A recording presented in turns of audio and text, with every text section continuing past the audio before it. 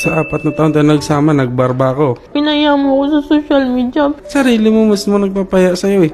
Nakita mo yung sumasayaw ka sa taas ng mesa tapos yung nagpipista ng mga kano.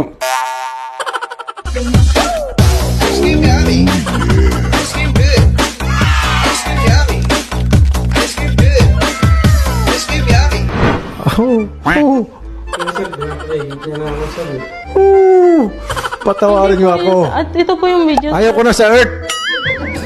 Gusto ko na mag-migrate doon sa Mars. Sa akin sir, kala sir, okay lang po ako sir. Pero nasasaktan po ako sir eh.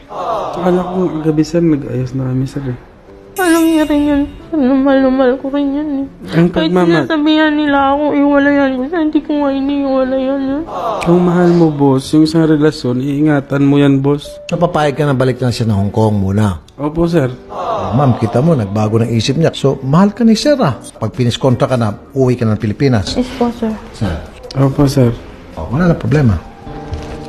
So, yun naman pala eh. Yun ang gusto ko. Yun ang maganda tingnan.